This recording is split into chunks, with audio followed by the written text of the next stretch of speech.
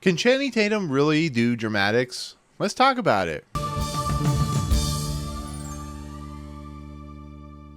What's going on, everyone? Welcome to Movie Emporium's movie review of the movie that is Roofman. This movie is directed by Derek Cianfrance. Okay, ladies and gentlemen, this based on a true story is about a character, an individual named Jeffrey Manchester, who's played by Channing Tatum in this movie. He's an individual who basically is down on his luck. He recently was in the military, but can't seem to not be able to find a job. So what does he do? He decides to rob McDonald's. He goes in, he robs them of their many thousands of dollars, and he does that in a way to support his kids, but ends up going to jail in that instance because they eventually catch him. So what does he do? He breaks out. He eventually hides in a Toys R Us for 6 months, basically robs and steals from the Toys R Us.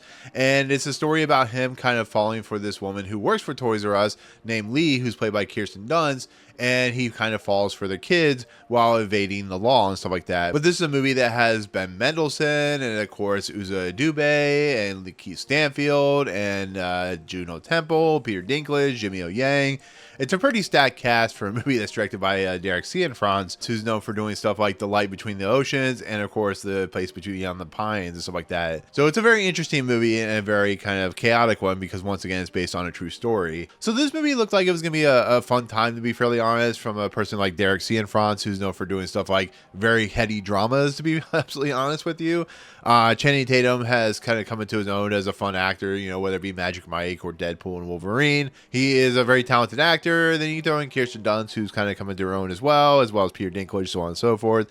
And the idea of this like true to life story about a character who basically robs a bunch of McDonald's, is very polite about it. Then he decides he's going to rob a Toys R Us and steal from them and support a family and stuff like that. It looked like it was going to be an interesting story. Like I said, I don't know much about the actual true events, but I'm sure they took a lot of liberties and stuff like that, which, you know, kind of would be for a Hollywood type movie. So with that said, for my honest review of this movie, it's a fun time. It's not the best movie I've ever seen. It's not something that's going to be in my top 10, but I think Channing Tatum is wonderful in this movie. I think he's fun and entertaining.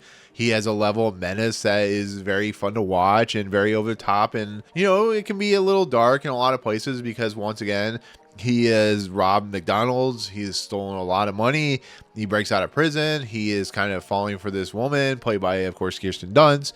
And the level that he goes to hide from the authorities is a pretty interesting one. It's a true story. So, but, you know, like, I'm sure they took liberties. You know, for instance, he, instead of was at the Toys R Us for 6 months, he actually hit it like an abandoned Circuit City store. The stuff with Lee, you know, it's probably it's like spelled upon a little bit too much, but it is true what happened. He did fall for this woman, and then he went to the church where we find the Uzo Aduba and Ben Mendelsohn character, which are a couple, which I actually think are wonderful in this movie. But I just think that overall the movie is just fun. It was actually a complete surprise from somebody like Derek Cianfrance, like I said, who's known for doing stuff like, you know, Place Beyond the Pines and stuff like that, which is a very very heady dark film. So to see kind of his levity similar to, like, you know, some of the directors that are coming out now with like you know, more fun, entertaining movies than what they're known for, is really interesting. I think the chemistry between, of course, Kirsten Dunst and Channing Tatum is palpable. I think it's fun and entertaining.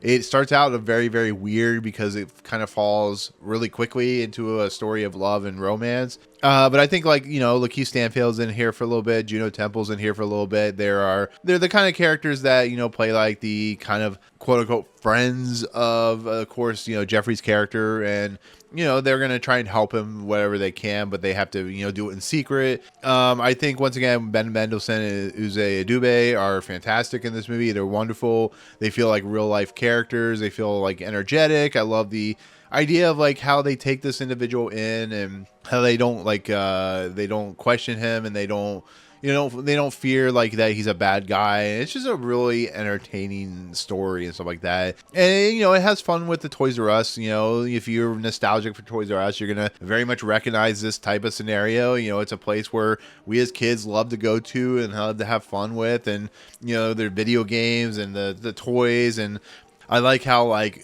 just not very likable Peter Dinklage is in this movie, how he tortures a fellow employee, and just how he just is not a very good manager. kind of has some fun moments in it. And I just like, you know, Peter Dinklage as an individual, as an actor, and he does a lot of fun stuff in this movie. He's not in it a lot, but the parts he's in are a lot of fun. And I like how, once again, I like how Channing Tatum's character Jeffrey kind of integrates himself into this family's life, Lee's life, because he like works himself over with the kids. He's also dealing with the fact that he can't see his own kids. His ex-wife doesn't want his kids to have anything to do with him. So there's a lot of like, you know, him trying to make up for the fact that he feels like he's a failure, that every time he does to do something is complete like nonsensical reasoning for why he's doing it. And the fact that he makes up the idea of like he's in the CIA. It's a lot of goofy stuff. It's a lot of, you know, sad stuff, but it's a lot of his own doing, and you see that as the movie moves along. But it's a guy that was able to evade the authorities for 6 months, and I kind of love what he's doing. Once again, Channing Tatum just shows what kind of a star he is as an actor, and he does a really fantastic job. He has fun with the material that he's given, and it's a heady movie. It really is. There is some very sad stuff in this movie, but I think overall it's a very fun, entertaining, kind of surprising movie that I would highly recommend as something I think people will enjoy. Whether they put it in their top 10, that's, you know, remains to be seen. But I think overall it's a fun movie with, you know, some issues when it comes to pacing and, you know, storylines and stuff like that, stuff that doesn't make any sense. But overall, really enjoyed this movie, Roofman. So there you go. Anyways, with that said, that's my take on Roofman. I do appreciate you watching. Comments below. Have you seen the story? Have you heard the story before? Are you interested in seeing the movie? You know, all that good stuff. But otherwise, if you like what you see on this channel, hit the subscribe button to join Movie Emporium. Hit that notification bell at top to find what's coming next. If you like this video, awesome. Hit that like button. And as always, we'll see you guys on the next video. Peace out, guys.